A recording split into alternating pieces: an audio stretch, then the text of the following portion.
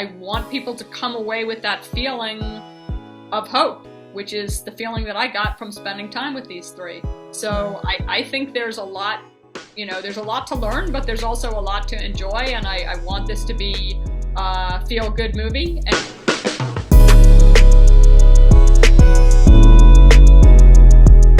Hi, Julie. Hi, Jana. How are you? I'm doing fine, and you? Good.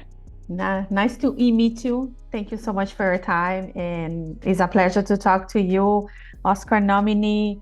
I love all your documentaries, RGB, Pauli Murray. It was amazing. So thank you. Now we have Everybody, which is overdue documentary about this very important topic. What drew you into this subject, and what is important for you to do a documentary like this? Well, I was actually drawn to this subject through a historical archival story that kind of comes into play in what's now the middle of the film, but it led me into the world of modern day intersex activists who are doing so much to not only speak their own truths, but also fight for the rights of themselves and others. This felt like an activist group that hasn't gotten as much recognition as they deserve, and yet they have an incredible story to tell. And I was just really privileged to feel, to have the opportunity to be able to tell it. Yeah. How was very difficult for you to gain their trust to tell their story, like Alicia, River? Yes, well, that's a complicated question because it didn't feel that difficult, but I have subsequently heard from their perspective, as we've all sort of started talking about the process of making the film, that they did have some wariness going in based on their experiences talking with some other media people who haven't always been maybe haven't always been a simple process. I had some time to spend on this project. I was able to spend a fair amount of my early conversations with them really mostly listening rather than kind of announcing my own thoughts and intentions about things. So I would say that we just built trust over time. I'm also fairly sensitive to the ways in which our documentary process can feel intrusive. So I'm really careful about some things like bright lights. I do not like shining bright lights on people. I have been on the other side of that with interviews and stuff. It feels very interrogation-y. So I don't do it. It might end up that I would rather lose a little something in how the cinematographer likes to light it and create a more welcoming, warm space for the person on the other side of the camera. I also choose crew members with sensitivity in mind. There are some really brilliant cinematographers who aren't the warmest, fuzziest people in the world. I tend to work more with, women cinematographers, with the hopes of like the entire crew feeling like there's an overall sense of sensitivity on the set rather than feeling like we're a bunch of jerks who are like just trying to take what we need from you and your story and then get out of there. Yeah, we feel that like the interviews are very like cozy. They feel like they're not just like the subjects of the documentary. We feel like they're there to tell their story, to tell their truth. And right. It's amazing. I love it. I love also the music choices that you have, how that came about. You know what I mean? Those are your favorite ones, so they're favorite ones. How is that? So the music concept was mine in terms of having some popular music, but using versions where the gender is kind of unexpected, like if it's Bruce Springsteen's Born to Run, using a female sung version of that.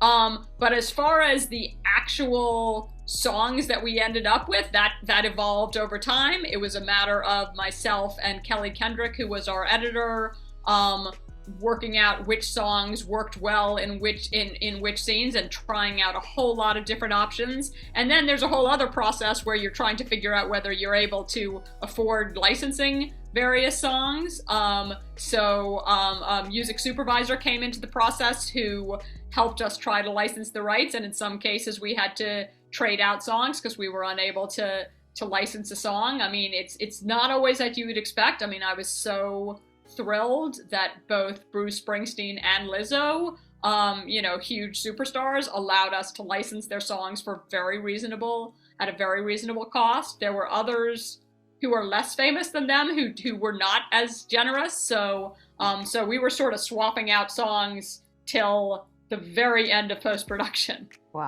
Wow, amazing. And the archival images was like very challenging to find, was easy to find. How was that process? It certainly was a challenge to find some of the archival.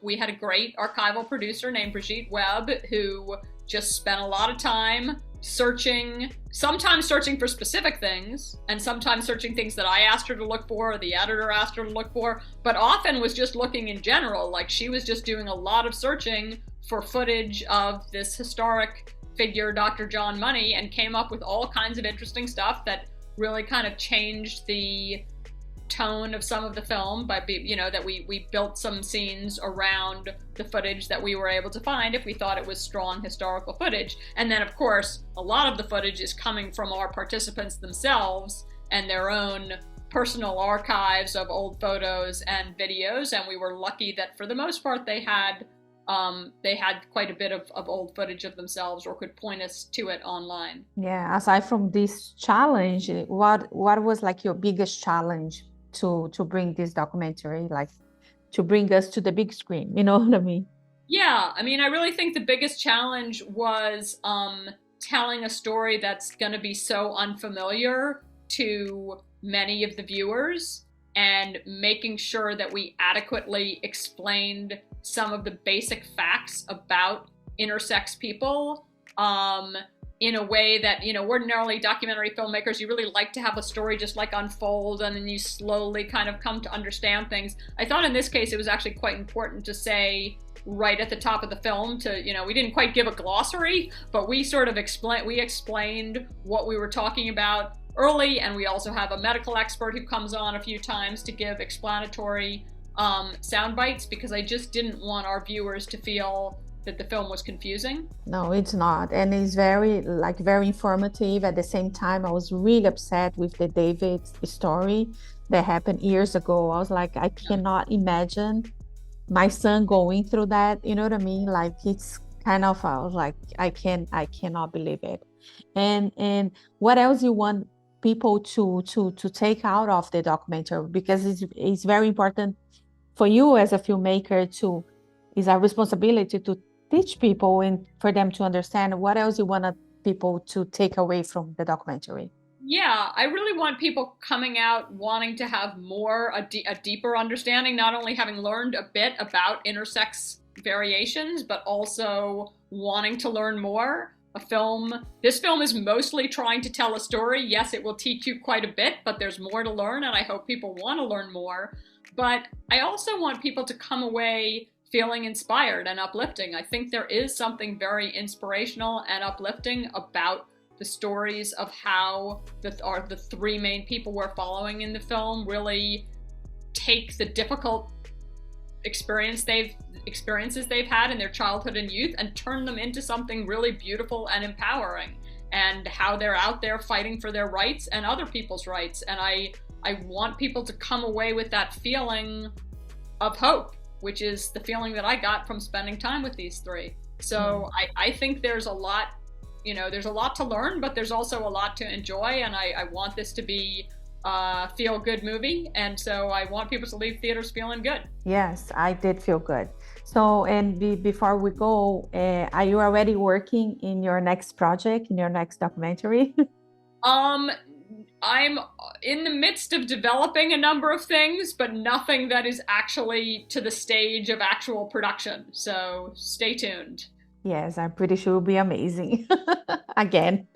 So, Julia, I just want to thank you so much for your time. A pleasure to meet you again, and appreciate your time. And thank you so much. Okay, thank you. Bye-bye. If you like this video, don't forget to comment, to like, and subscribe to our channel right here.